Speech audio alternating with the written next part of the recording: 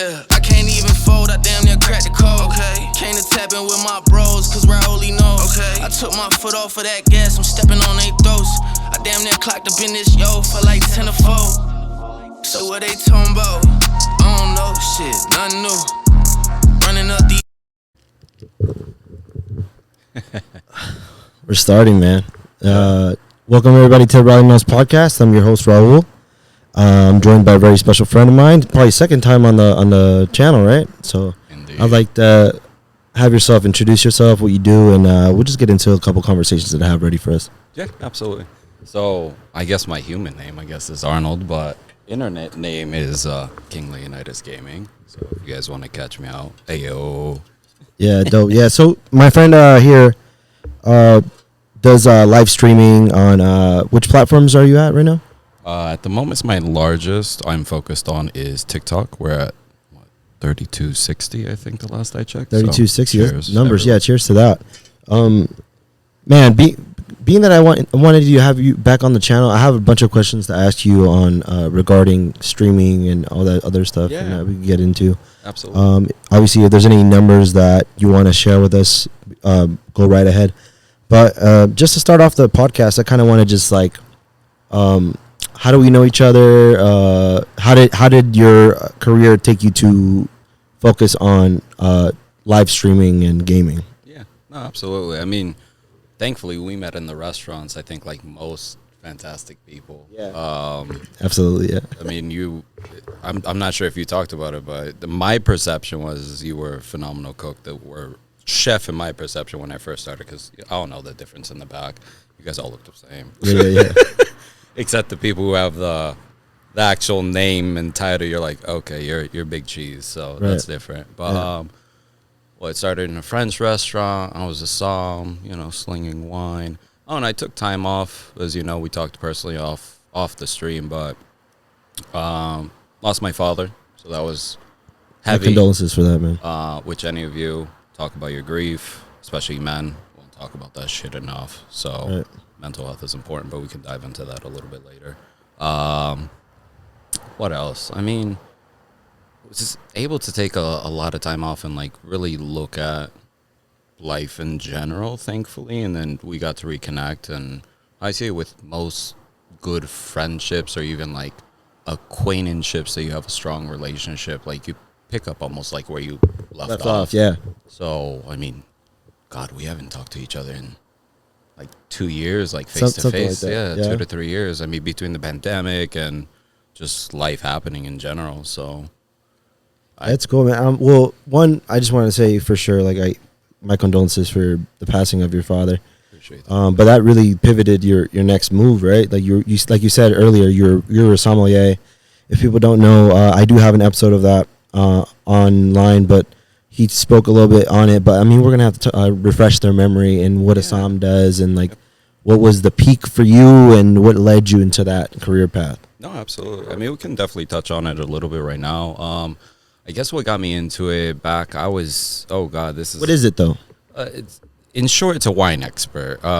In my focus, we literally just bought and sold wine for the restaurant, as you saw. Right. Where in some other cities, you're taking on way more. Like you're almost a manager or like a partner owner, where you're not just dealing with the wine program, you're dealing with staffing, and you're taking on a lot more. Where I'm grateful and humble that we only got to deal with just wine, because sometimes it can be a lot, like the liquor and everything else as well, right? Yeah, sometimes you're pretty much a beverage manager in other cities, and you're just not focused in just wholly wine. Like you have to know everything, and not just that, you're managing costs and different things that are maybe you're not trained for it when you first start in this industry, because it's like did they train you as a cook maybe to how to run a kitchen? No, it's just like learning what a cook there and not running your costs and hey, you're dumping inventory. Why?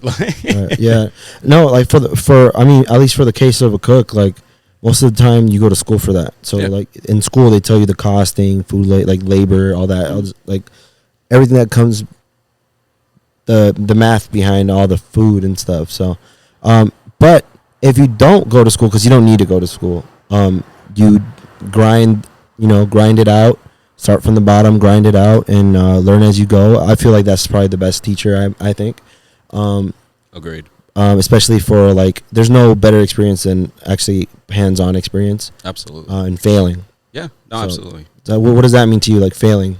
It doesn't exist in my, I guess, vocabulary or mindset anymore. It's just, again, pivot points, because failure is not really real. I mean, it's your attachment with things and how you feel, like ego-driven wise. It's like, it's just a minor thing. It's like, going back to my father really quick, that for me takes the case where everything else, professionally, streaming, it's just, yeah, you take hits, but you just keep going because the other stuff hurt way more. Where it's just, this is Real just stuff, like real, actually things that matter. yeah. You know?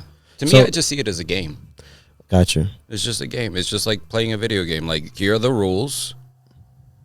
Okay, you can abide by them or not. If you don't, you're gonna have a very difficult time. But here are the rules. They're here for everyone, and depending where, if you're working as a cook or a sommelier, or trying to grind as a career, or if you're trying to go like spiritually, or there's different methods, but there are rules to almost any part of the game. Being that alcohol are considered spirits, Yes. can you enlighten us a little bit on that statement? And where were you at spiritually when you were a sommelier? Ooh, everywhere. I mean, when I first started, I was like a baby. I mean, I was kidding candy store. I'd consume a lot, but that's how you gain knowledge, is by experience and by traveling.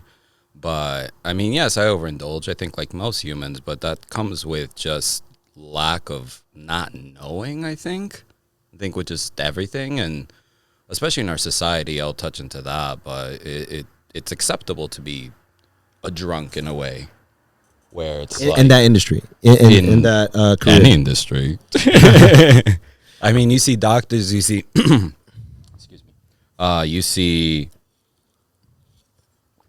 see anything that is high stress, perceptually high stress, or dealing with maybe even life or death matters. I feel like people drift towards substances to kind of numb and feel something different than what they have to put up with, especially like doctors and police officers, people who have to actually deal with Emotional stress as well as like physical stress. Yeah, I get you.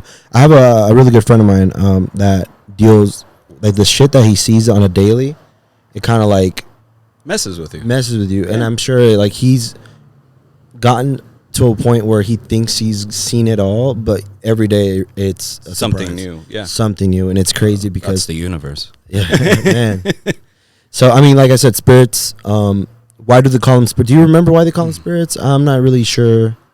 I mean, if you really want to go down that like spiritual path, I mean, in talking about just briefly, my understanding, and people in the comments can tell me I'm wrong, whatever, everyone has their own perception and human experience of spirituality, but like alcohol, if we're talking about, say, alcohol, because I consider alcohol and wine almost two completely different things, because if you understand how they're made, the process is completely different. Where alcohol is dead, wine is still living. Just because it's fermented, alcohol is distilled. Mm-hmm. So it's actually cooked, where fermentation is actually cooked with itself and its own sugars.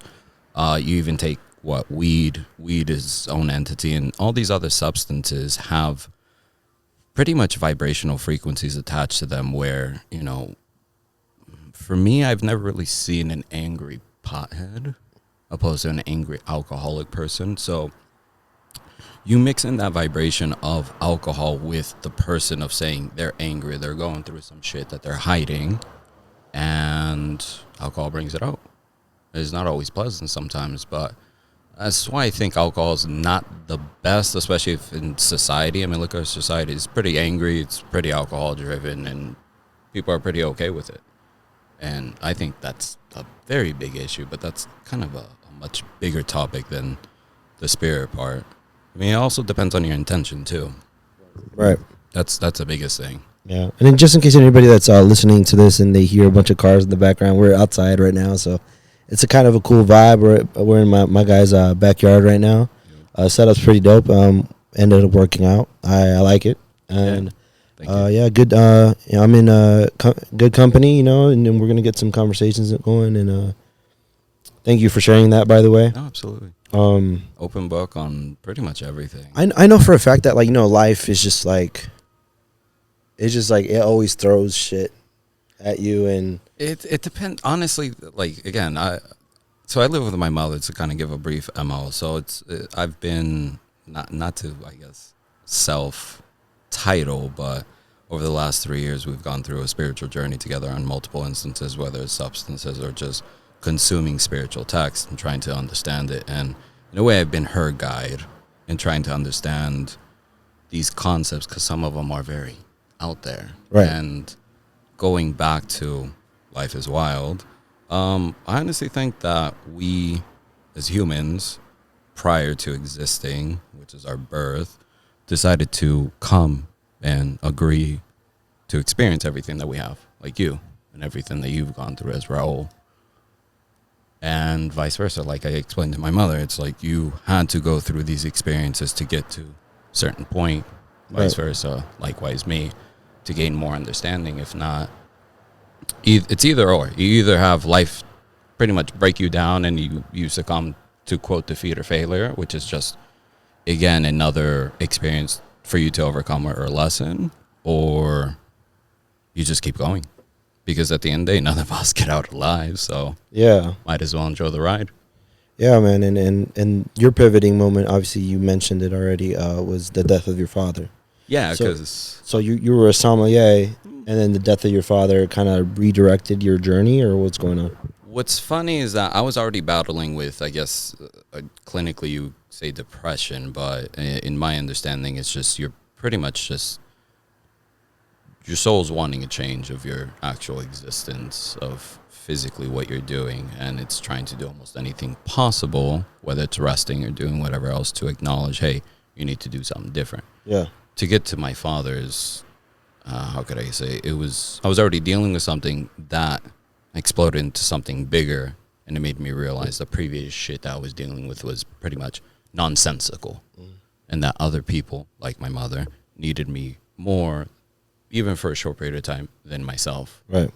And I guess where that self-sacrifice and balancing self-love and being there for other loved ones kind of comes into play. But I resigned prior to my father leaving, which, again, this is where I think, like, divine timing, things speak to you, because for whatever reason, I decided to resign October. My father passed away in January. So it was a few months. I was still living with him, but it was enough time where I was like, damn, thinking back, you know what? There was nothing, no amount of money that could have really changed my mind in that moment to change that decision, since it was emotionally based, and the situation, honestly, we had no idea that he was going to pass away 4 months later. Yeah. It was just sudden. So sometimes good or bad things happen, and you kind of just have to accept that sometimes the universe has a bigger and better plan for you in the works than what you can even fathom or imagine. And then did that actually like cause you to go back into streaming, or? Because I remember you mentioned, I just want to say this so everybody understands what I know. It's 10 years ago you attempted, or not attempted, you did. I tried it. Yeah. It's just, I think... And this is correct, right? 10 years ago? Yeah, it's roughly, if you go What made you Stop? stop? I think just life, because realistically, it's like... Do you feel like you actually wanted it back then? Yes and no. I don't think I would have... How can I explain this? It's like the experience thing. How can you know? Like, the last 10 years, like, yeah, there's all these people who've blown up on YouTube, Twitch, new platform, Kick, now TikTok, all these different platforms. And how could you know? Even 10 years ago, it was a risk. My focus was on wine, just because I was not just fascinated by the substance itself, but the doors that allowed me to travel through, which is seeing the world through grapevines and bottles of wine and having fantastic dinners with sometimes phenomenal people. And knowing that you'll probably never even get to experience that again, that's probably the wildest thing, because some of the dinners I've had with people, some of the winemakers don't even exist anymore. So Crazy. It's pretty, in my opinion, magical to share some time that, especially with wine, because it's so intimate, and you talk about stuff that people have made over, sometimes 3 centuries, as family after family, and just sharing it. It's something that's gravitated. I'm sure it's like you, when you were in the kitchen cooking for people, there's some sense of like service, or just you feel good about doing something like that, food related and hospitality related. And that's why I've done somming off and on for more than a decade now, because there's a genuine love for it. Going back to streaming, is not that I stopped, I guess, just on purpose to direct my focus on other things, knowing that eventually I could probably come back to it, knowing that it would take a lot of time. What game were you streaming at first? Ooh. Actually, it's real-time strategy game called Men of War Assault Squad, where you basically take charge of different companies, either American, German, Russian, possibly French even, and you fight in World War II different scenarios. But the cool thing is that you could play online with players, 3v3, 4v4, and you have massive battles with like soldiers running in like small squads with like tanks, artillery's coming in, planes are dropping bombs. And like we used to have a different voice chat called TeamSpeak and Ventrilo. I remember that. So very similar to like now in the Discord era, but back then it's like you had to find servers that you could actually hang out with and chat with people. I'm sure you know, coming from that. And my first, I think, if you go to my YouTube channel, like my first 2-3 episodes on the entire channel are that. And then I have some random stuff of like raving of me going to like different raves to like ADC and like Live streaming or just videos? Just videos I ended up posting randomly to my gotcha. YouTube. I just never took them down. Yeah. I was like, yeah, just keep them. That's dope. Randomness. Yeah, man. So let's take it back a little bit. Let's go. What is the first video game that you remember playing? Oh, see, it depends because That was yours. It was like yours. Like it was your system. It was your game. Like it was yours. So for me, that would be when I was 12. But like my first actual video game that I played would be playing like Super Nintendo with my older brothers on Super Mario Brothers or like Killer Instinct or Mortal Kombat, because they're about 10 to 12 years older than me. So my parents got the game obviously for all of us, but we'd play everything together. My personal system, like my actual personal system that I had on my own, thankfully to my parents once again, was PlayStation 1. And first game, I'm sure my dad had no fucking clue what he was buying me. It was Metal Gear Solid 1. It's a good one. Great game. Obviously, a 12, 13-year-old probably shouldn't be playing an espionage game on Cold War, and, like killing people and sniping and all that. But it was fun. Challenging as hell, obviously, for, I'm not sure if anyone has played it, but some of the scenarios, like when you're getting tortured, you have to like mash the hell out of the button while you're getting electrocuted and you don't die, hopefully. For me, that was a little challenging, but say that on computer, because that was console. And computer, I literally built computer, I don't know, around my teens, 13, 14 as well. And first game was a game called Total War Medieval, where you pretty much have different countries on the European map that you can control. You control their diplomacy, their culture, and their trade, and also their armies. So you have these massive battles. You move almost like chess pieces on the map, but then you dive into like an actual map where you can fight with armies. So you have, now there are newer games, but you'll have now in the new games like up to like 20,000 guys on the field just fighting it out. So it's pretty cool. That's dope, man. What's like the funnest memory that you remember, like playing video games? Ooh, Like if you can't think of one, I'll give you one. I have tons, but go ahead. I think like the best memory I remember, like the most fun, is like Halo. Yeah. Halo. And then there's this thing called it's called a LAN tournament. Yeah. Where you bring multiple systems, connect them to a cable, and you could all play before the online.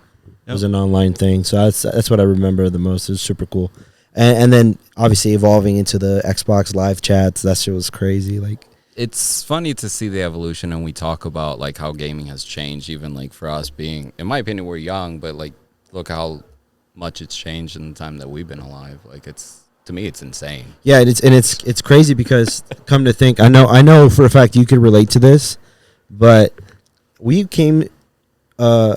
I feel like our era is pretty special because we came into playing video games to where like we had a connection called dial-up.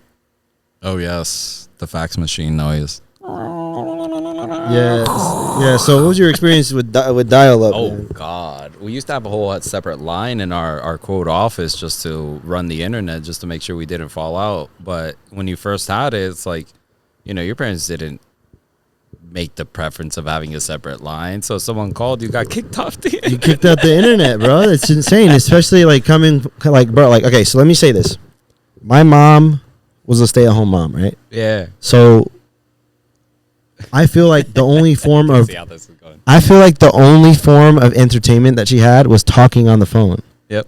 So See that. it was pointless for us to have internet because she would always call somebody. So you could never even use it. I could never even use it, but like it's just so funny because it's just unlocked a memory inside my head to where like, so my mom's from Mexico, obviously. So there's these little cards that you get at the gas station. Yeah. It'll load up a card, like a little system that it gave you a certain amount of time to call Mexico. So she would always like get me those cards, and I purposely buy her the ones with less time. That way, she had less time on the phone. Yeah, less time on the phone. Savage. Yeah, she was over here thinking she's about to have like a 2-hour conversation, 30 minutes, and then Mom, now you know the secret. yeah. Hey, what are they gonna do about it now? You know? Yeah. I So, mean, yeah. control la chancla. Yeah, Calm down. that's my story, bro. And Thanksgiving yeah. might happen. yeah, man. And honestly, at the time, like I don't know how the fuck I did it, how much patience I had, because I don't have patience right now. But when it comes to stuff like that, I remember I used to be like a coder, bro, like on MySpace, man. I'm making all my my page, designing my Those page. And all days, that. yeah. Great times, man. Oh, you were one of those that had the snazzy layouts and probably Yeah. even music with Yeah. your little inlay music player.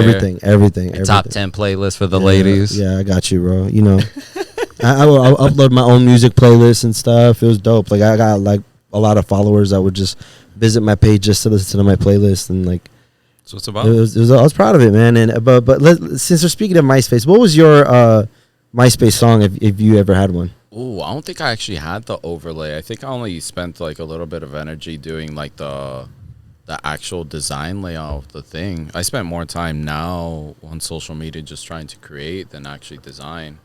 Yeah. If anything, I've designed, not me personally, I hired someone on Fiverr, but to design someone on my Twitch page just to have a more cohesive look. But No music on your page? no. Okay. Weird like that. I don't know. Yeah. Bizarre. That's all right. No, I mean I feel like everybody had one, but I had one. I just I don't think I really kept up with it. It's like even with my Instagram now or like my Facebook, it's just like, straight gaming. Yeah, it's like normal even outside of the gaming because my gaming is a separate page even for my personal. Got you. And being that you started like 10 years ago, Super Mario Brothers. That was like 20, but okay, yeah. No? It's Super Mario Brothers. Oh no, but like yeah, go ahead. yeah, that's what you said 20 years ago. Well, yeah, I mean, I was 6 when I first started playing Super Mario Brothers. What year was that? 96. I'm 33, so that's 27 years ago. Damn. That's crazy. It's just crazy to think about because my first video game that I've played was for sure the Super Nintendo. It was like, Duck Hunt, your Super Mario Brothers, and all that. And then you had the cousin that had like the Sega system. Right, because most of the time they didn't have both. They Yeah. had either. Yep. You had either or, yeah. So you played Sonic and Yep. all these other ones, yeah. Man, video games for sure a big part of my life. I recently just stopped playing them though. It's just like I mean, to each their own, no judgment. no, I love it. I mean, I still got to. I feel like I wish I had the funds and stuff to create like my own like PC. That way I could just start like gaming again. But it's just like I devote my time so much to like podcasting and I stuff feel you. that I just really don't have time. Like I feel you. I mean, you can always make time, Yeah, but I mean, I know what you mean. It's just like me. I could either game and try and create content or try and do that and second myself like by doing other things as well outside of like work and my normal stuff that I do to take care of things. Right. But part of life. I mean, you have to pick and choose. Only have 24 hours, so I'm about to tell you a story, bro. let's go. So back in the day, there would be like little like like games like you ever play Club Penguin? Ooh, I'm not sure. You heard of No. it though, right? Yeah, it sounds very familiar. So there's this thing called Club Penguin. It's like a server where you could just like, it's very PG, like you couldn't curse in it and stuff, but you could chat with people. You were a penguin, Okay.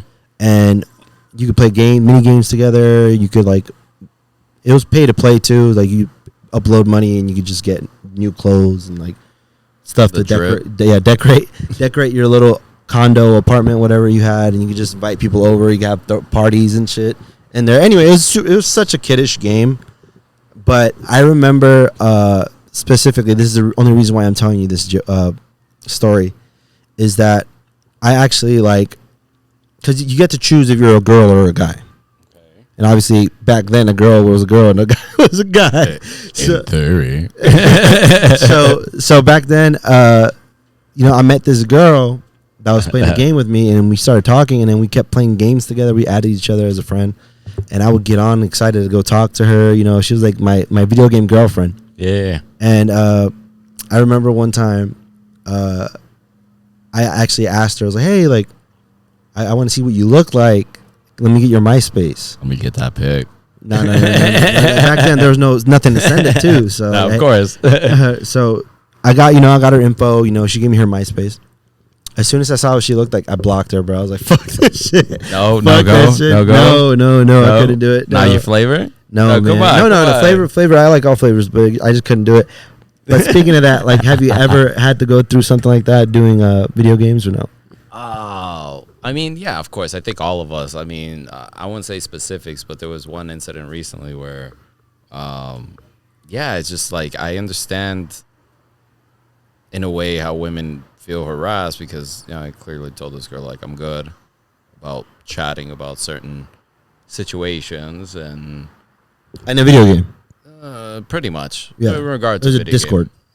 game. Yeah. Oh. And just eventually I had to just stop talking because it's just weird because for me I just want to focus on gaming. Like I'm not trying to have some weirdness and all that. Again, if it happens in person it's cool, but I'm very much in person sort of thing, and meeting through, I guess, like if you introduce me to someone through other people, like I'm cool with that. I don't mind meeting people random off the internet. It's just Yeah, I don't know what I was thinking, bro, because that shit was crazy. That was crazy. But hey, do you do the whole like TwitchCon thing and like? Oh, it's funny. Actually, I have tickets for it. Yeah, we're gonna dress up and stuff. What is TwitchCon? I have no idea. We're gonna find out this year. Yeah, check us out. You're gonna go dressed up and stuff. Like, Yeah. even all armor and stuff. Is that I would say that's your. Is it wrong to say gimmick? But Ooh, I mean, I'm not sure because for me, I'm just looking at as networking just to kind of get my no. Like I'm talking about this. like your costume. Is it like is your persona? Oh, King Leonidas. Yeah. Oh, I mean, the do you understand who King Leonidas? Yeah. is? I 300, right? To our, I mean, aside from it, like actually historically, it was a person that existed. He was a king that actually laid down his life for his Greek comrades to prove a point. Okay. To me, the message sticks. It's like any man that decides to do that, it's just regardless if you're psychotic in a military, dictatorship sort of driven culture that existed for like 500 years like that. I just like it. Oh no. Go with your boys. No. But what I'm saying is that like TwitchCon, you're gonna go dressed up. Yeah. Because that's your persona. Yeah. That's King Leonidas. Yeah. That's him. And that's your Twitch. That's me. That's your Twitch character. Yeah. 'Cause I love And him. what made you decide on that? Like, what made you decide? Like, maybe because there's people that don't show face. There's people that show their face. There's people that have a mask on. There's people that don't show their, like, you know what I mean? Like, what kind of like caused you to like kind of? I would consider it cosplay. It's not. Yeah, I consider it cosplay. I mean, I'd say alter ego in a way. I mean, Yeah. tomato. It depends Right. on how you want to cut the English language. To me, it's just outside of 300. It's just the historical person.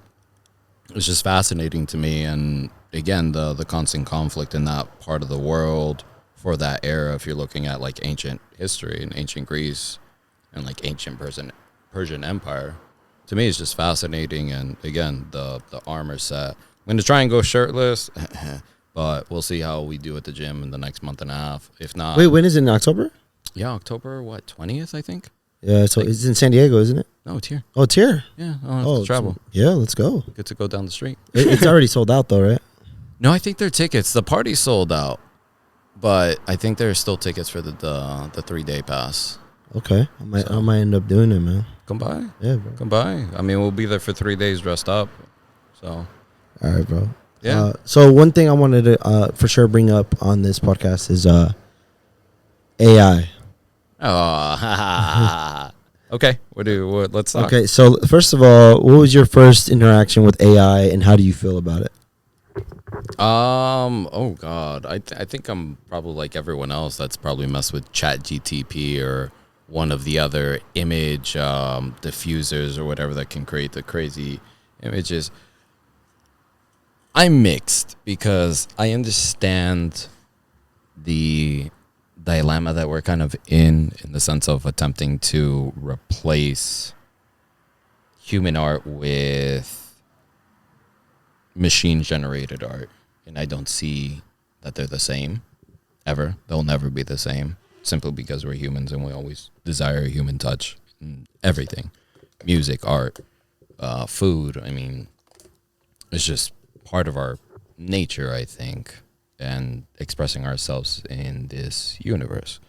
I think we need to be careful overall because it sounds cute on the surface, but if you really look at the technology behind it, to me it's alarming, just because the rapidness it's been able to change and grow and already influence our society on a very massive scale, and we've probably only seen 1% of it and actually affect our society. So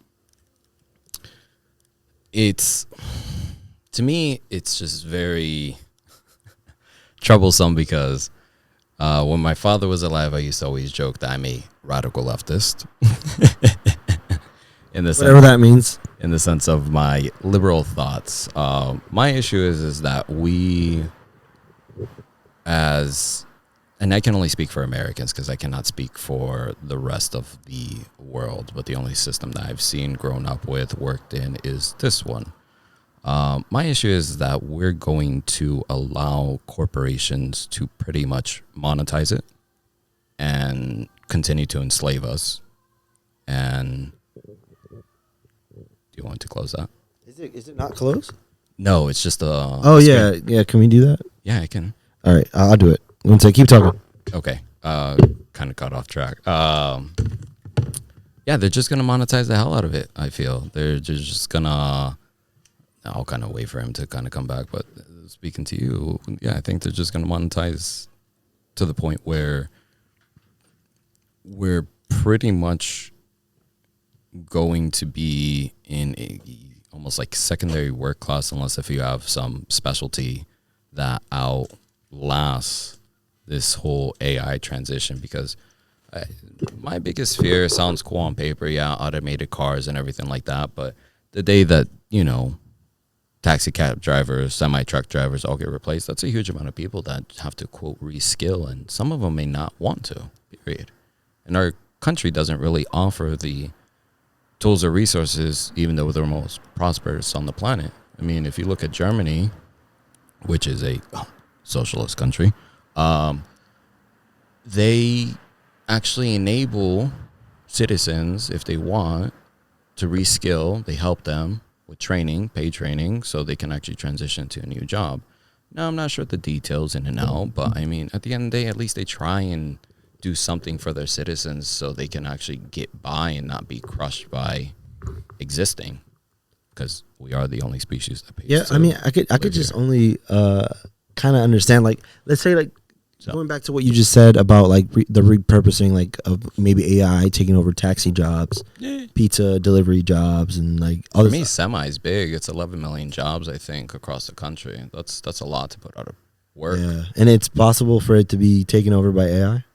Yeah, because at the end of the day, you have companies like Aptiv and of course Tesla that are attempting to perfect their sensor detection. And if you've ever been in an active driven car that they do here, I'm not sure what other cities they do, I think New York and maybe Los Angeles, where the car drives itself, it can actually detect pedestrians walking. It's very intricate and fascinating technology. I'm not knocking it by any means. It's going to definitely advance ourselves. It's just, what are we going to do as humans after? Because if we're already in a weird situation going down this weird pseudo political economic talk, we're in a very weird position, in my opinion, socioeconomically, for being the richest country on the planet. Because if you look at the wealth gap, it's almost equatable to back during the French Revolution, where it's massive, the disparity between rich and poor, or quote poor, middle class, whatever you want to call us.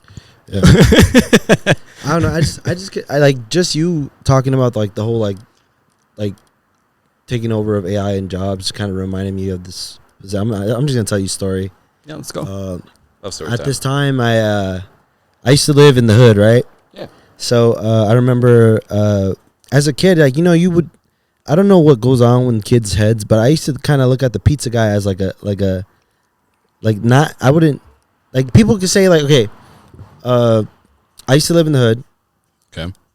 And then my mindset was like when someone would tell me they were a pizza delivery driver and they were an adult, you don't really think about, okay, this is what they do for a living, right? I see what you mean. You think it's just like a temp thing, or they're just... I don't know. I just, as a kid, So like as a kid, I would look at a pizza guy and I'd have the utmost respect for him. And as you should, right? Because everybody's just making their money. Yeah. But as a kid, I used to think the pizza guy was my hero.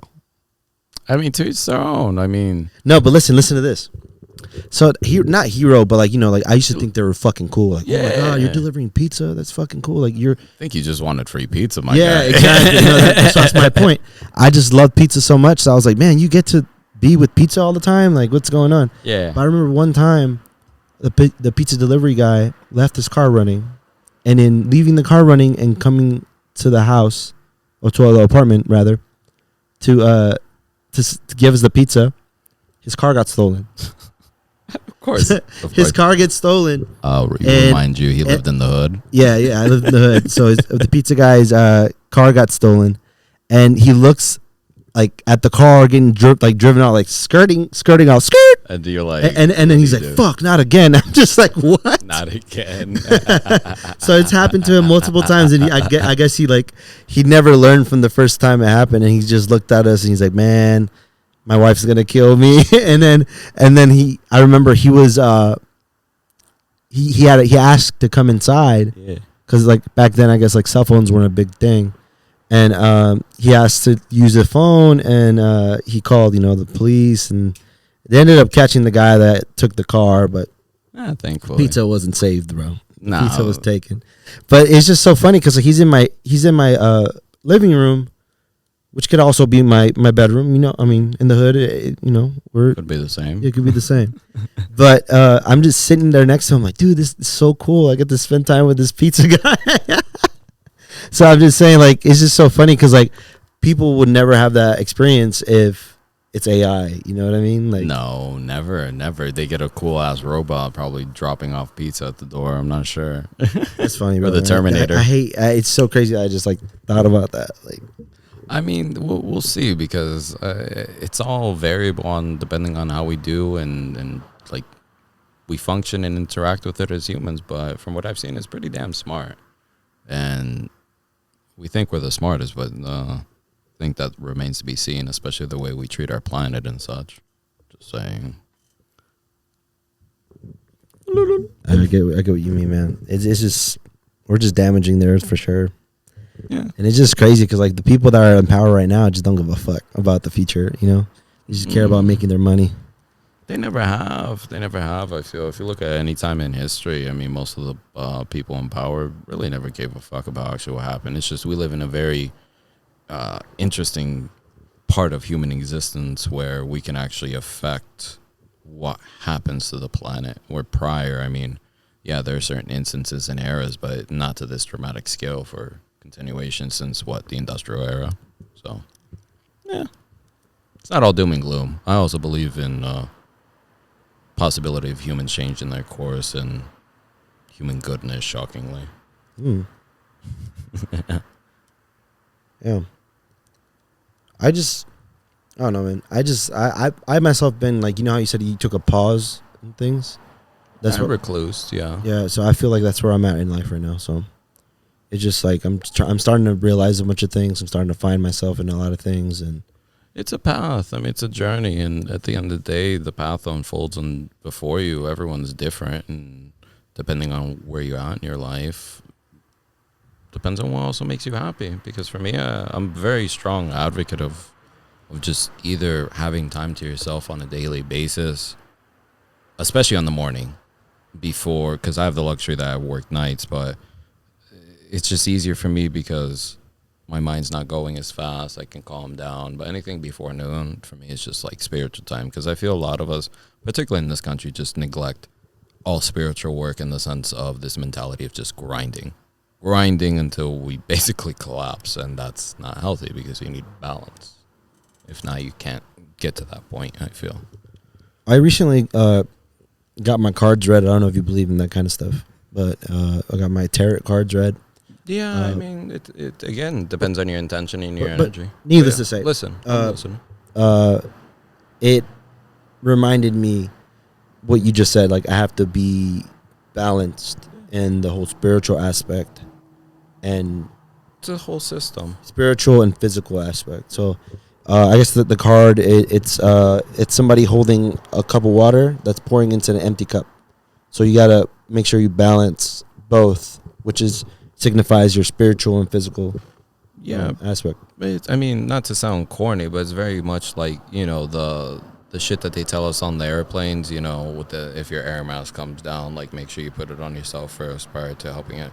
Is that you have to self-love first, because if you're so drained, especially in my opinion, if you come from our background, and what I mean by that, in the sense of the Latin culture, where we were not really taught how to emotionally regulate and emotionally understand ourselves from children, which is why I think anyone that goes through, it's not just a Latin thing, but anyone that goes through that sort of troublesome childhood where they're pretty much told what to do by parent. I'm not disagreeing with that. Cool discipline, but at the end of the day, I feel like any sort of friction can cause perceived trauma or perceived fill in the blank towards parent, which as an adult you may not know how to deal with, which is why sometimes you may conflict with, quote, your boss or some shit, because you just don't want to take their shit. They're not your parents, so why the fuck are you going to deal with them? So I think going back to it, self-regulation, emotional intelligence, being able to interact with other beings should be more focused on as a child, especially for people who have less access in the sense of education, because look at our countries from where we come from. Like, I'm sure you've been to Mexico. I've been to El Salvador. I'm Salvadorian. So you kind of look at the countries and what you're exposed to. And, I mean, it's just like everyone else, all the successful people. It's who you're around. Your environment is pretty much who you're going to become. 100%.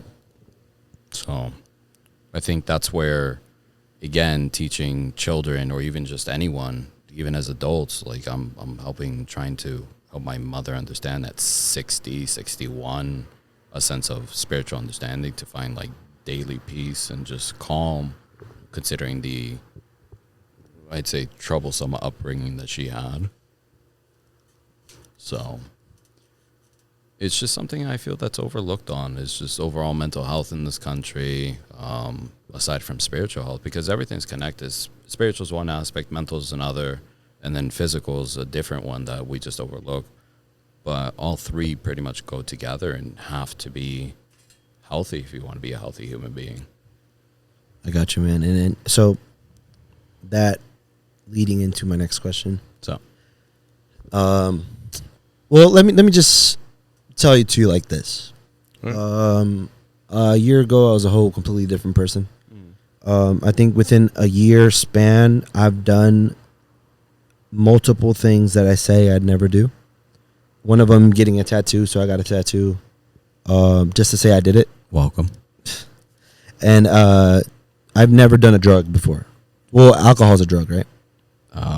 Anything, to my knowledge and to the dictionary knowledge, my understanding, anything that changes your base state of mind or alters your state of sugar, maybe. Technically could, because it alters your state of consciousness. That's where it's like, what's a drug? So exactly. Okay, so I've never gotten high in like recreationally. Yeah, I know what you're drifting So- at. I'm just being facetious. So within the year, I went to Coachella. yes, I'm 29, by the way. Enjoy And it. I tried mushrooms for the first time, and that's love before it. mushrooms, before weed, before everything else. So like, mushroom was my drug, my first drug ever. Just interesting, because there's not many people I've interacted with in my human existence so far that have made that jump outside of alcohol, because alcohol I consider, Yeah, I mean, I drank a lot. Yeah, but that they make the jump. But that's the other thing. because they say marijuana is the gateway, right? Yeah, but that's propaganda. I've never done that though. That's it's propaganda, because if you go back into our country to like history of like the 50s or whatever, it was like a strong promotion against weed. Yeah, You have to pick up a history book, and I'm not talking about mainstream. You just have to basically search a lot and get down to the nitty gritty that our government has basically had an entire war on drugs, and it's just propaganda to stop us from doing it. right. How do mushrooms make you feel? Okay, thank you for asking. Bro, like I said, I've never been high before, so the feeling I can't even describe. I can't, like, the words can't even come close to how I felt. But just to put it to you in the lack of description, whatever, it was the happiest I've ever been, and it's just so crazy because I've never been high before, and then I take these mushrooms, and then I'm at this festival with my best friends, and next thing you know, I'm just like, what the fuck? I'm just like, I feel like I'm floating. Like, I feel like I'm floating. Euphoric. I that's what it was. And would I do it again? Yes. Of course. But it's part of us. what I'm trying to say is this. A year ago, I would have probably said no. Like 100% no. Yeah, but you were a different person yesterday. Exactly. But what I'm trying to say is that the point that I had, where I had that in my hand, I was like, man, I'm gonna get judged for doing this. Like, I don't know. By who? I shouldn't be doing this because I don't want to get judged with looking like a drug addict or something. Just mind you, this is how I thought. No, it's all good. And It's all then good. as soon as I told myself, I was obviously drunk out of my fucking mind, but I told myself, you know what? You got to start living your life the way you want to live it. And you got not give a fuck about what other people think about you. So I said, you know what? Fuck it. I took the mushrooms. I ate them. I had arguably the happiest moment of my life. Yeah. And what's crazy is that I was missing out on that just because I was afraid of being judged. So, being that I share this with you, Yeah. I do know that you're into psychedelics and Yes, like sir. natural remedies, drugs, and medicines. Yep. Let's talk about that. Let's tell us a little not brief, man. We can get into it, man.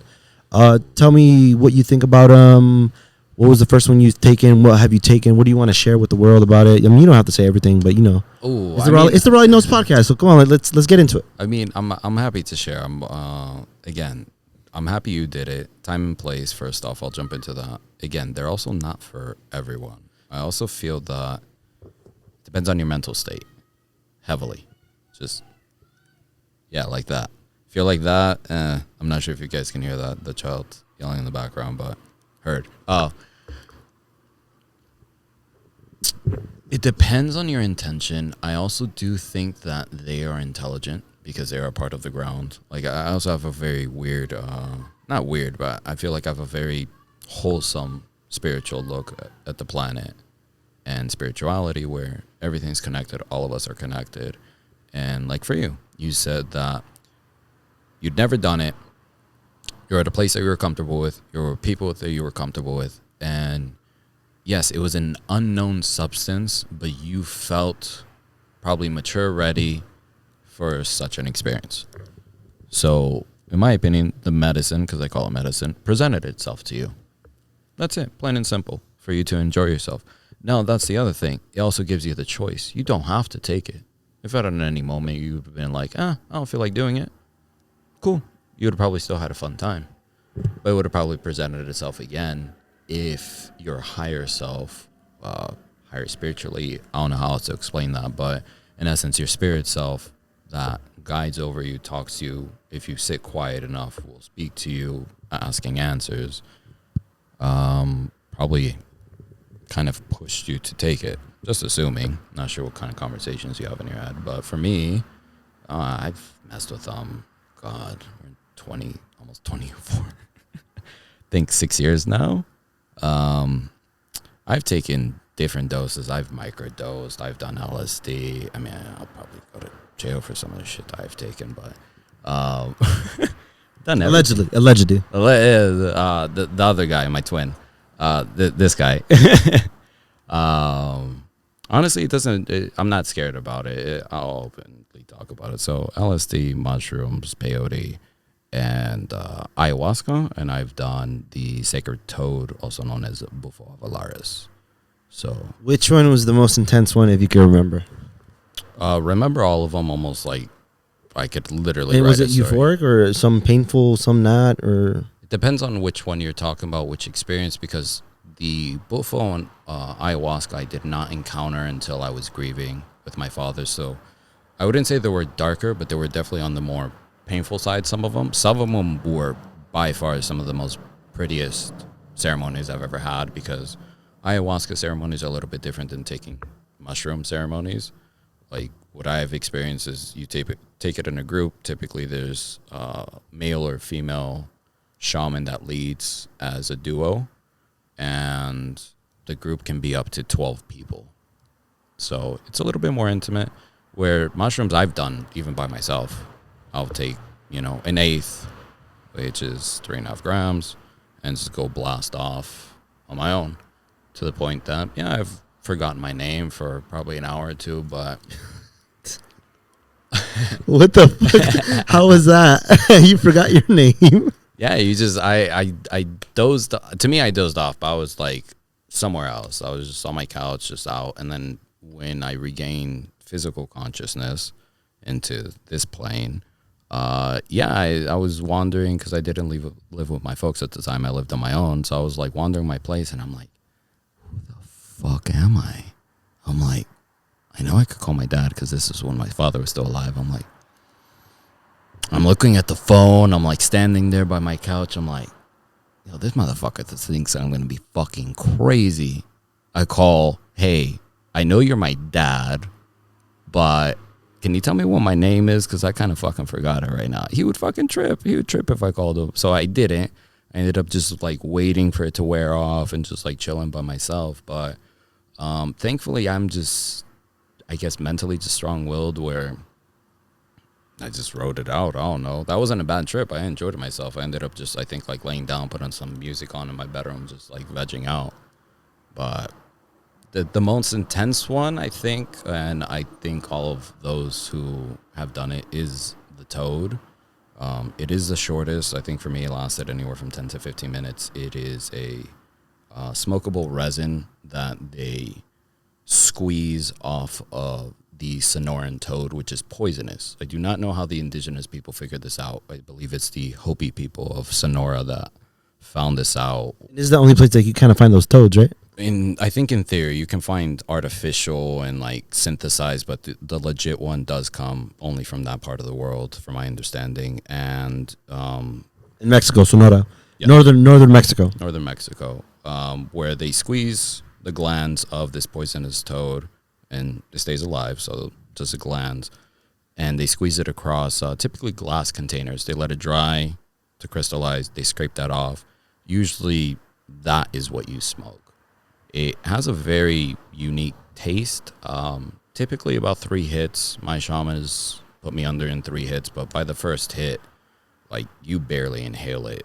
You're pretty much dissolved. Like, you're not on this plane of existence. In my opinion, I was traveling the universe for me, while experiencing the creation, while losing all sensation of, like, concept of myself, of who I was as Arnold, and pretty much everything, while traveling at the speed of light, and like experiencing my ancestors, and not just like my immediate family, but everything that connects.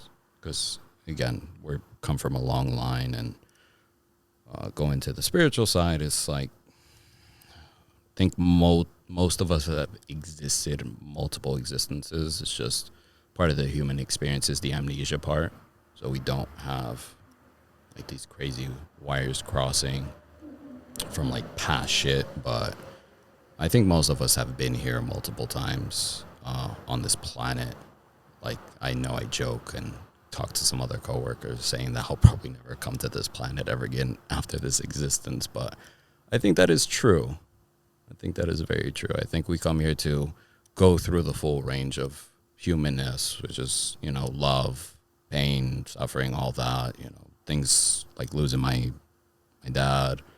That's part of the human experience. Yeah, and then do you have positive things like finding love, having good times with your friend, doing Coachella, traveling, like seeing, like, our planet is by far so fucking beautiful if you actually go travel it.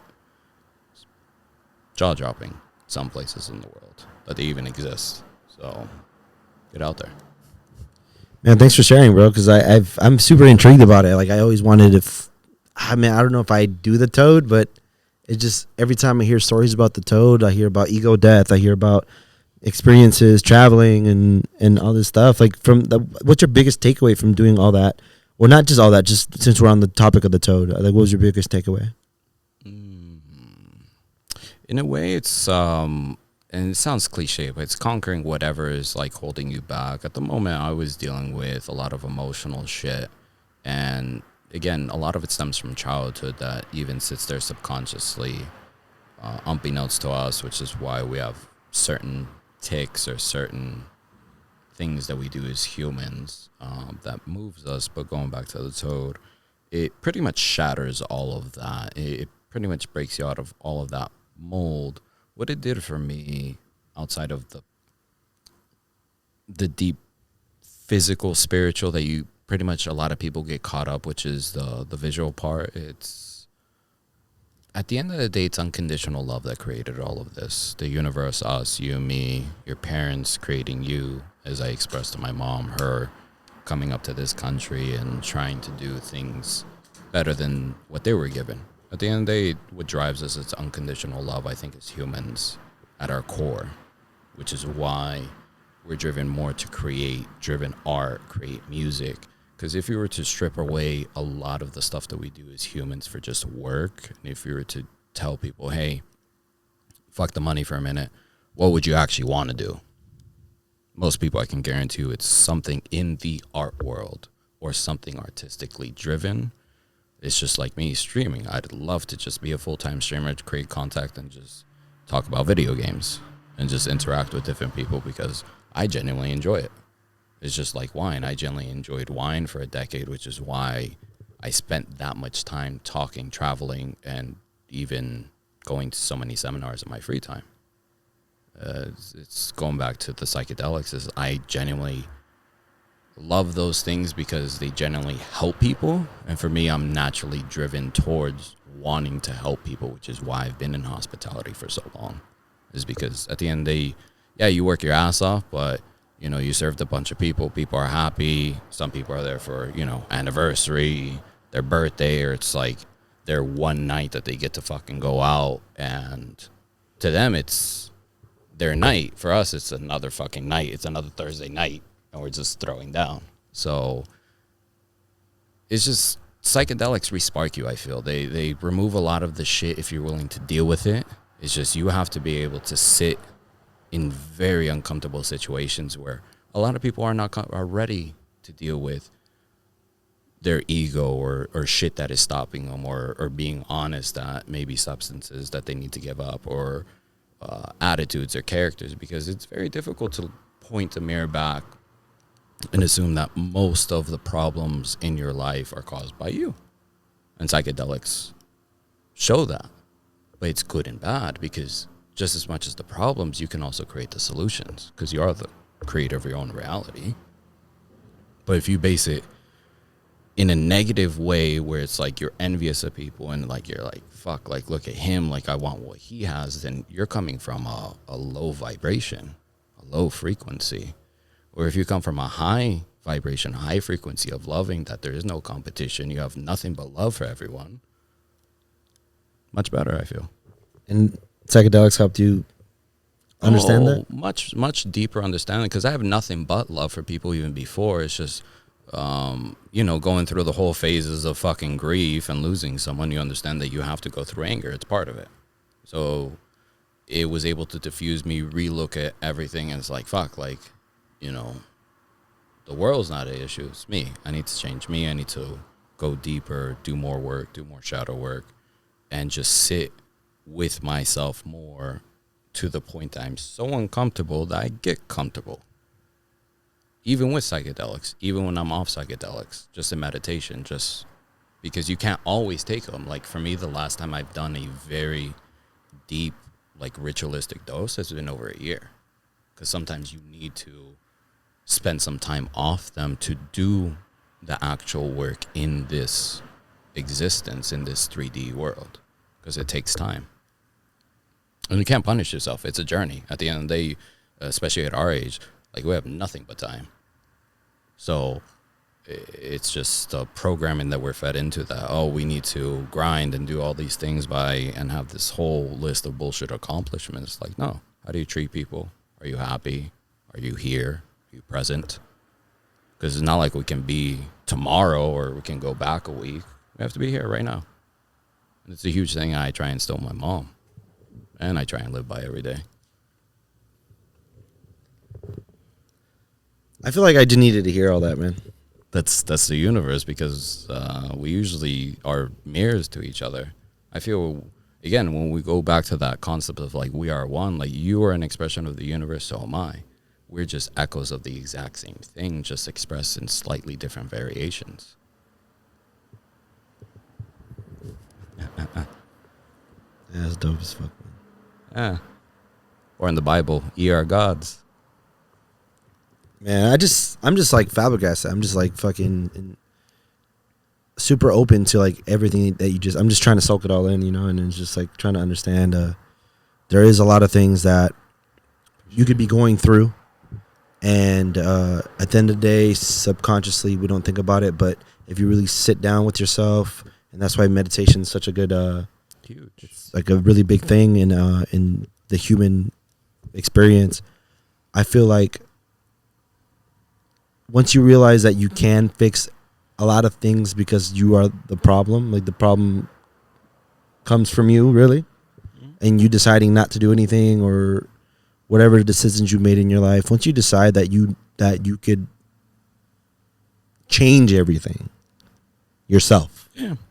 It's no one's going to come save you. No, but it's a pain in the ass. I'm not going to sit here and say like, it's easy. Like, no, it is a motherfucker changing. It is such a challenge trying to change your habits. But the one thing I always say, psychedelics help, especially if you're stuck in your ways, especially if you have patterns, thought patterns, certain even negative vibration leaning towarding patterns. Like I'm prone to procrastination, but psychedelics allow you to kind of break some of those habits a little bit easier, but you have to replace it with something else. That's it. It's just like the people who smoke. They pick up either another habit that's negative or even worse, like drinking. Yeah. just throwing it out there, but and that just keeps you in the same place, really, because like in theory, yeah, you're not really getting better from it. You're just masking a lot of things. And I'm not knocking anyone that uses a substance to get by to get to another place. That's not the issue. The issue is when you make it pretty much part of your identity, and you identify so much that it becomes like a 20-year habit, and it debilitates your health and all these other things.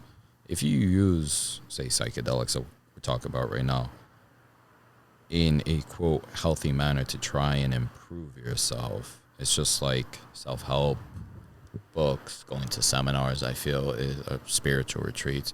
You're trying to spend and invest on yourself to improve yourself in a different aspect that's, unfortunately not accepted socially in this era, but if you go to older eras or different cultures, they are. Not sure. Because I don't abide by the traditional mindset or rules or quote laws. Gonna have to get caught first. Yeah, I mean, allegedly. Allegedly. Yeah, but even in this day, if you look at the laws are leaning towards decriminalizing. Yeah, I saw that. Like, didn't something come out that mushrooms are gonna get?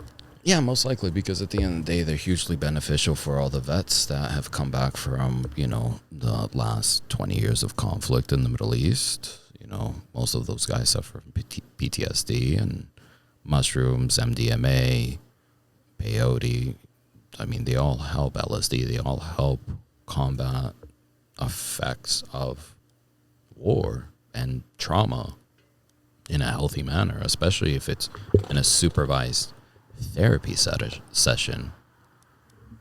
But again, we're also talking about a $1.5 trillion machine, which is the pharmaceutical company machine that does not want to lose its grip on this cash cow. Yeah, I feel like there's a lot of things that come into play where like they rather make money than actually help people. Oh, absolutely. Look at the whole system. The whole system's kind of driven towards that, especially in the medical. I mean, they rather give you a pain pill over an actual capsule of, like, say, mushrooms or even LSD. Herbs and medicines. Yeah, because it doesn't exist. They rather keep you as just a register, make money off of you. So, I mean, I'm sure a lot of people probably get upset, and I get it. We live in a modern country, all that. But, go travel. There are other places that have better healthcare than us. And it's not this astronomical, and it's not this deadly either. Because it's pretty much just opioids, just in a pressed form pill.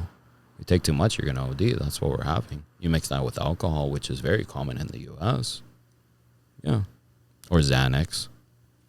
Because, 1 in 4, 1 in 5 Americans are on antidepressants. Because that's the other thing. SSRIs and psychedelics, that's a bad thing.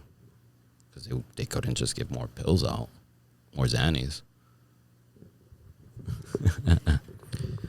Man, well, I want to keep taking this podcast further. I love sitting down with you. We're gonna have to do this again. Absolutely. I'm running out of memory everywhere. So, Ayo. Before we log off of this, let us know where they can find you in your streaming platforms, your names. While you take that out, I'm gonna say thank you so much for joining us here at the Raulyknows podcast. I learned a lot. Thank you so much for speaking from your soul and talking to us about your experiences. And I appreciate you, man. I appreciate you having me. Hopefully we can do it again soon. Yeah. And then, yeah, show the camera real quick. There you go. that was QR code for TikTok, but we are King Leonidas Gaming. You can find us on Twitch, Kick, YouTube, and TikTok, of course. Also Instagram if you want to check us out, but very small. But appreciate you again, and do it again soon, brother. Yeah, I appreciate you. Hey, have a great rest of your night. Thank you so much for joining me here at the Raulyknows podcast. Hey, comment below, like, subscribe. Let us know what was your psychedelic experience. Let us know what you think about medicine and everything that we talked about on the podcast. If you're a streamer, go ahead and follow my boy right here, King Leonidas Gaming. Man, we're gonna keep cranking these out. Yeah, we're not stopping. Thank you so much for joining us here at the Raulyknows podcast. We'll see you in the next episode. Have a great night. Cheers.